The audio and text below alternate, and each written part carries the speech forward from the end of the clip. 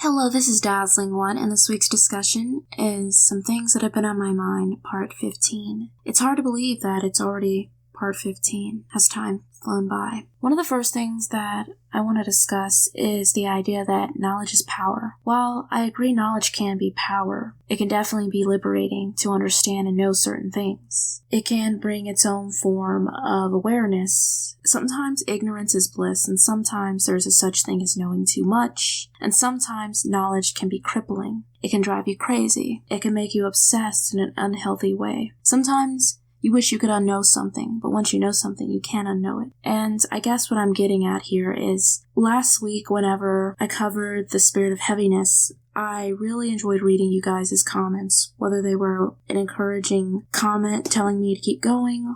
I really liked what Understanding Conspiracy had to say about making a difference in his community, as well as I watched his video that he did on truthers taking a break, and I have to agree that sometimes some people who are seeking out the truth do need to take a break. I don't consider myself a truther by label, however, I share the same belief that there is something very strange going on in this world, and it's not as simple as what we're being told. And the reason why I don't take on the label, simply, I don't take on any label. I'm pretty much an anti-conformist, you could say.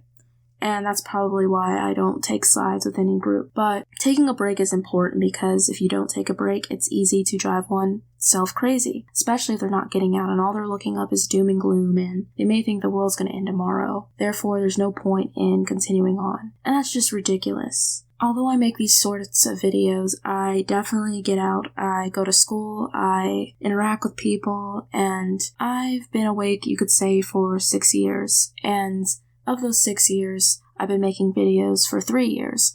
Definitely work, go to school, have hobbies, have conversations with people that don't always include telling them about the latest conspiracy theory. However, if you can find people that do believe what you believe and you guys can have a great conversation over a cup of coffee or something, that's always a plus. But some people, unfortunately, don't have people near them to talk to. They're like literally isolated and they spend all day online because that's the only place they have to interact with people even remotely similar to them. I've come to find that if I start off a conversation very casual with simple things, I've never been good with small talk. I'm not good with how are you? Or how's the weather? I like to just get into business when I talk, but if you can get into a casual conversation often, you can get down to those things, and you'll be surprised sometimes to find that people aren't as shallow in their way of thinking as you may first believe.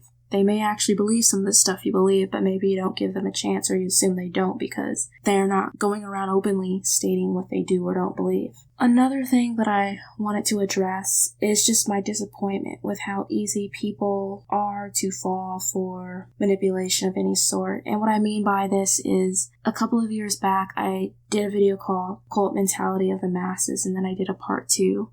And in the video, I talked about how society, the general public, is like a cult and the media is like the cult leader. And that seemed that way at the time, but I feel like as there's been a shift and as the counterculture and the anti-establishment movements have come up, which have just become the new establishment, people are pushing away from the media. And that's definitely a good thing to push away from the mainstream media owned by the big 6 corporations. The thing about it is, though, that I find that people tend to group themselves and label themselves, and it's really the search for truth, the search for depth, the search for originality, and the search for someone who can confirm their biases or beliefs. And this is why people tend to select news sources that confirm their beliefs. I was taught growing up to look at things objectively, so if 2 people come to me with 2 different stories, rather than dismissing one because I know them better or I like them better, try to listen to both sides and then make up your mind. Plus, I tend to find I'm not a side taker much, unless it's something very serious. When I have my mind made up, it's made up, and I'm very stubborn, but at the same time, I do like to listen and hear different points of view. This is why I have no problem hearing different perspectives, whether I completely disagree or I agree with them. And I often find people segregate themselves into groups like I'm a feminist, or I'm an anti-feminist, or I'm an SJW, or I'm an anti-SJW. And it's just silly to me because at the end of the day, it's like you're talking about the same things over and over, and it's all a bunch of ranting, back and forth, name calling. Nothing's really getting solved. It's just people complaining about the other group. But I guess for me, those issues aren't root of it. I mean, I look at things at the root, and I look at things in a systematic way, and I see that it's a spiritual issue, it's a behavioral issue, and yeah, you can talk about those things, but they're only a result of something bigger. And it's not just politics and societal topics that I'm talking about. It can even be with fandoms and groups. So, with that said, I just feel like as long as somebody learns the jargon, learns the lingo, and regurgitates the same talking points, then just like in academia where you write a paper that's a copycat of a textbook and you regurgitate your professor's lectures, then you get an A on the test. I feel like that's what people do with these groups. They continually say the same thing and they get praise for it because they're just saying what the others have already said. And if you have an attractive face or a good delivery, then it goes an even longer way because people are even more privy to listen to you. And it's just crazy to me because I'm like, haven't I heard this already from like 10 other people? But apparently it never gets old for those who want their biases confirmed. But I'm not bashing anyone in particular. I'm just saying that I feel like people just are looking for originality. They're looking for people to tell them what they want to hear, and they're looking for depth, and I feel like there's just a lack of depth in this world today. Like, I hear people throwing around the word deep all the time, and most things people call deep aren't really that deep. It doesn't take much to think about it if you have an ounce of creativity or ounce of critical thinking skills. And with originality as an artist, I definitely can say that all artists are inspired by previous artists. But it's just sad how sometimes there's no originality and we see the same stories retold. It's like Hollywood remaking the same movies over and over again. And haven't I already seen this movie? It's just new actors or new faces with a slightly tweaked storyline. And I feel like that's the way the world works. It's just like a cycle of people constantly remolding something from the same clay rather than getting a new thing of clay and forming something entirely different from scratch. So that's why I think that we see more people falling for people. And I feel like sometimes when I listen to certain speakers that they don't even believe what they're saying. It's almost like they've memorized lines or they're reading from something and their heart's not really in it. I can say that it's a lot more admirable when someone speaks from the heart and they believe whatever they believe, whether I totally disagree with them or not.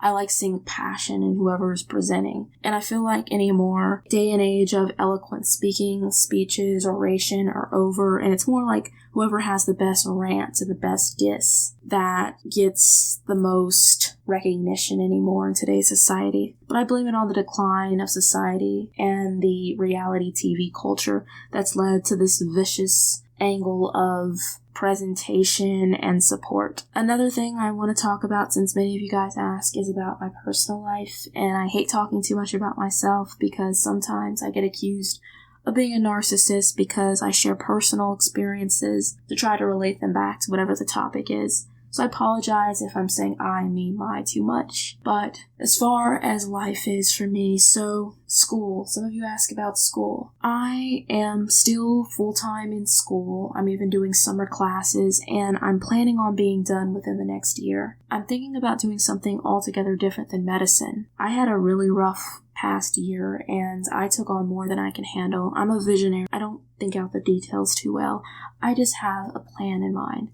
And honestly, my passion for medicine doesn't feel like it's quite there, and I feel like I'd be better serving doing something else. I'm not sure entirely what that is, but I'm thinking about doing something nonprofit. I probably won't know till the last minute, so that's how school's going for me. Some of you ask about family and my dog, and as far as my dog goes, last December he was diagnosed with arthritis, so I've been caring for him. Really, I've just been having to pray for him because he's been in a lot of pain, so please keep him in your prayers. And also I get asked a lot about how writing is going, and I can say since I took on more than I could handle for the past year, I haven't been editing like I was last summer. I'm a perfectionist, so I want things to be right, and I probably won't have them perfect even when I'm finished, but I'm working on right now making sure that grammar is perfect, syntax, prose, that character development is there, the plot has no holes, that everything fits together, and that I don't have to publish it since I'm self-publishing it and be like, man, I missed something, or I wish I could take this back, because once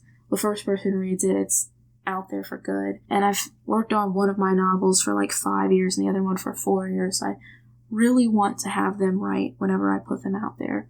So that's why I haven't been saying too much about either one of them. But as far as the writing portion, that's done.